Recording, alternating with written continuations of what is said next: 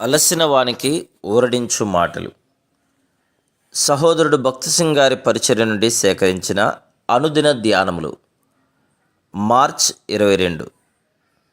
కాబట్టి మీరిక మీదట పరజనులను పరదేశులనయుండక పరిశుద్ధులతో ఏకపట్టణస్థులను దేవుని ఇంటివారునై ఉన్నారు. ఎఫెసీ 2:19. 1 కొరింథీ 15:6 ప్రకారం యేసుక్రీస్తు ప్రభు పునరుద్ధానుడైన తర్వాత 6వసారి 500 మంది సహోదరులకు కనబడను. ఆయన పునరుద్ధానమును గూర్చిన వార్త వ్యాపించగానే వారు దాగుకొనిన అనేక స్థలముల నుండి వచ్చి ఒకచోట కూడుకొనుటకు ఆరంభించిరి. సంఖ్య 500కు మించెను. ఒకచోట చేరి వచ్చిన వారికి యేసుక్రీస్తు ప్రభు ప్రత్యక్షమయ్యను. మానవ కల్పితములైన వ్యత్యాసములన్నింటినీ జయించి ఒక కుటుంబముగా మనం చేరి వచ్చినప్పుడు ఆయన కనబడుట ద్వారా ఆయన పునరుద్ధాన శక్తిని మనం ఎట్లా అనుభవించగలమో చూడగలం. యేసుక్రీస్తు ప్రభు గెత్సెమనే వనములోనికి వెళ్ళకముందు ఇట్లు ప్రార్థించెను: నీవు నన్ను పంపితివని లోకము నమ్మునట్లు తండ్రి, నాయందు నీవును నీయందు నేనును ఉన్నలాగున వారును మనయందు ఏకమై ఉండవలనని వారి కొరకును ప్రార్థించుచున్నాను. యోహాను సువార్త 17:21. ఈ అధ్యాయంలో యేసుక్రీస్తు ప్రభు యొక్క ఉజ్జీవింపజేయు ప్రార్థన రాయబడి ఉన్నది.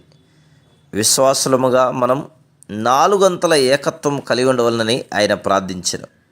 మొదటిగా ఒకరితోనొకరి సంబంధములో ఐక్యత, రెండవదిగా ప్రేమలో ఐక్యత, మూడవదిగా పరిపూర్ణతలో ఐక్యత, నాలుగవదిగా మహిమలో ఐక్యత. జాతీయ, కుల, సాంఘిక భేదములు మర్చిపోయి ఒక కుటుంబముగా మనము జీవించుకొలది మన ప్రభువుకు అతి సమీపముగా రాగలం.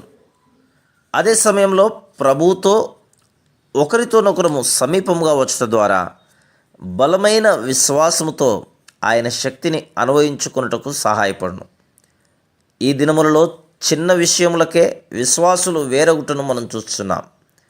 ఇది గొప్ప ఆత్మీయ నష్టమును తీసుకుని వచ్చును. చాలా కాలం వారు ఆత్మీయంగా పసిబిడ్డలుగానే ఉందురు.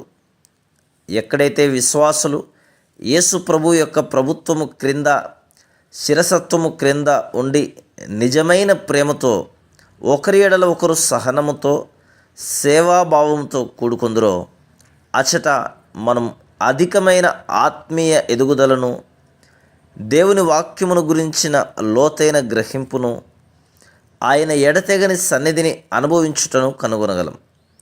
ఆరంభకాలపు క్రైస్తవులు ఎక్కడైతే ఒక కుటుంబంగా కూడి వచ్చిరో అక్కడ ప్రభు లోతైన విధానంలో స్వేచ్ఛగా పని చేయగలిగినని దేవుని వాక్యములో మనం చూస్తున్నాం. మనం ఎటువంటి పక్షపాతము లేకుండా అందరినీ ఆహ్వానించి సేవించు ఆధిక్యతను కలిగి ఉన్నాము. Praise the lord.